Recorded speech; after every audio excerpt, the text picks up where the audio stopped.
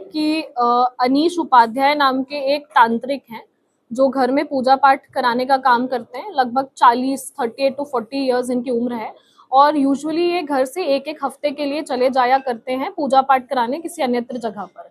तो इसी क्रम में 29-30 जून के आसपास ये BLW के पीछे जो कंदवा क्षेत्र है, मंडवाड़ी थाना क्षेत्र के अंतर्गत आता है, उसमें ये पूजा पाठ कराने गए थे और उसी क्रम में उस घर के लोगों के साथ में उनका कुछ विवाद होता है, जिसके बाद उस घर के लोग जिनके यहाँ ये पूजा पाठ करने आए थे, ये प्लान करते हैं कि हमको इस तांत्रिक की हत्या करनी है। उसके पीछे 2-3 रीजन सामने आए। एक तो जैसे वो तांत्रिक का अवैध संबंध स्थापित हुआ जिस घर में पूजा कराने आए थे उस घर की महिला के साथ में। दूसरा, उस घर में पूजा पाठ कराने के बीच में किसी एक घर वाले की भाई की जो मर्डर में इन्वॉल्व है उसकी तबीयत ज्यादा खराब हो गई।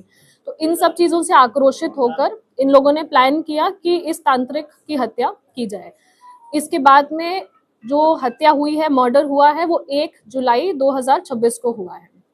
लेकिन इनकी जो पत्नी है यानी मृतक की पत्नी, आमतौर पे उन्हें लगा कि ये वापस आ जाएंगे, जैसे हफ्ते 10 दिन में यूजुअली वापस आ जाते थे। जब वापस नहीं आए तो 9 जुलाई 2026 को थाना लालपुर पांडेपुर पर एक गुमशुदगी दर्ज होती है। 9 जुलाई 2026 को नहीं, 9 जुलाई को,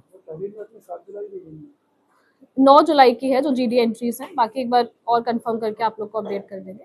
तो 9 जुलाई को जब गुमशुदगी दर्ज होती है उसके बाद फिर पांडेपुर पुलिस एक्टिव होती है और इसमें हमारी क्राइम टीम काफी गंभीरता से और काफी अच्छे से काम करते हुए, तमाम बी पार्टी एनालिसिस करते हुए कानपुर, उन्नाव जाते हैं और वहां की क्राइम टीम से भी सहयोग प्राप्त करते हुए फाइनली इस पूरे घटनाक्रम को खोलते हैं, जिसमें ये रिवील होता है कि इस व्यक्ति का यानी अनीश उपाध्याय का ब्रूटली मर्डर किया गया है 6 लोगों द्वारा।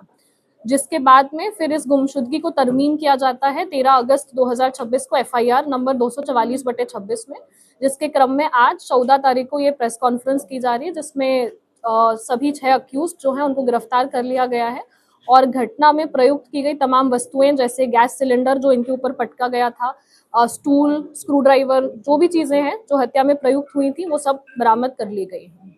तो ये केस जो डेड बॉडी है, हाई स्पीच में ये भी मैं ऐड कर दूं कि 1 तारीख को इन्होंने जब हत्या की उसके बाद में डाफी टोल प्लाजा के आगे बढ़ते हुए सर्विस लेन पर इन्होंने डेड बॉडी को झाड़ियों में छोड़ दिया।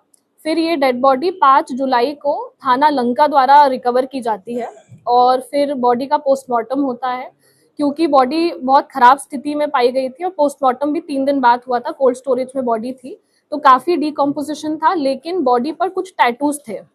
उन्हीं टैटू के माध्यम से फाइनली आइडेंटिफाई हो पाया कि जो व्यक्ति गुमशुदा थे वही व्यक्ति की डेड बॉडी फाइनली मिली है।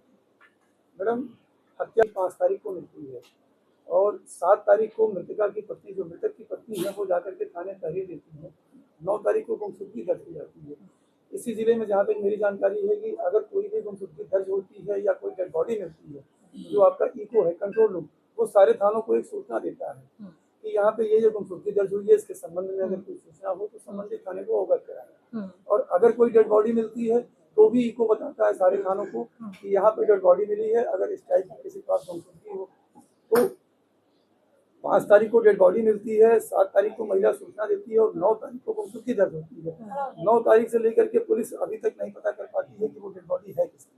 नहीं, मैं आपको वही बताना चाह रही हूँ कि डेड बॉडी पहले मिली थी, यानी 5 जुलाई को बॉडी मिल गई थी। उस समय कम्युनिकेशन हुआ, सभी जगहों पे फोटोज सर्कुलेट हुए, सारी चीजें सर्कुलेट की गई, लेकिन उस समय तक पुलिस को सूचना ही प्राप्त नहीं हुई थी कि कोई ऐसे व्यक्ति गुमशुदा है। यानी 5 तारीख को जब लंका ने बॉडी रिकवर की थी उस समय तक किसी भी पुलिस वाले के पास में, चाहे चौकी स्तर पे हो, थाना स्तर पे हो, कोई जानकारी नहीं थी कि इस प्रकार के व्यक्ति मिसिंग है। मिसिंग बाद में लिखाई गई और उसके बाद में ही सारी घटना का अनावरण किया गया है। परिजनों का ये कहना है, मृतक के जो परिजन है, तो पुलिस अगर खोजना चाहिए होती तो समय से खोज करके आना चाहती। पुलिस ने उन्हें परसों सूचना दी है, फोटो दिखा दी। देखिए, इस पर जैसे मैंने आपको बताया कि डेड बॉडी जिस स्टेट में मिली थी काफी सस्पिशियस स्टेट था। इनफैक्ट हाथ के टैटू से पहचान, इनफैक्ट पोस्टमार्टम रिपोर्ट भी आज तक अप्राप्त है, लेकिन डॉक्टर से जो बात की गई उसके क्रम में हमें पता चला कि बॉडी के संबंध में पोस्टमार्टम भी अभी तक कंप्लीट नहीं हो पाया है, क्योंकि डॉक्टर्स खुद ये बात जानना चाह रहे थे कि ये डेथ कैसे हुई है। मल्टीपल इंजरी मार्क्स थे, लेकिन बॉडी जिस जगह पे पाई गई थी वहां पे ये भी सस्पिशन था कि कहीं एक्सीडेंट ना हुआ हो इसी तरह से मृतक को स्क्रूड्राइवर से भी मारा गया था, नेक पर निशान था।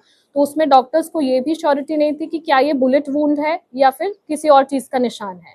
तो बाद में जब लगभग इतनी तफ्तीश करने के बाद में थाना लालपुर पांडेपुर पुलिस टीम द्वारा कैमरे देखे, सीडीआर एनालिसिस किया गया, कानपुर और उन्नाव तक जाना पड़ गया, क्योंकि जितने भी लोग हैं जो इस घटना में इन्वॉल्व हैं ये पूरे कानपुर से भी आए हुए थे और घटना करने के बाद में भी भाग गए थे।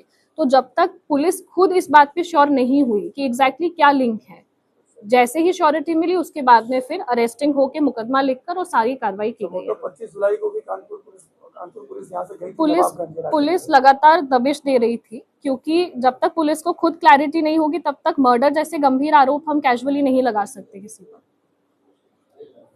और कोई क्वेश्चंस हो किसी के? इसमें जो मृतक की हेलमेट है, उसकी गाड़ी है, उसके मोबाइल, ये बरामद हुए?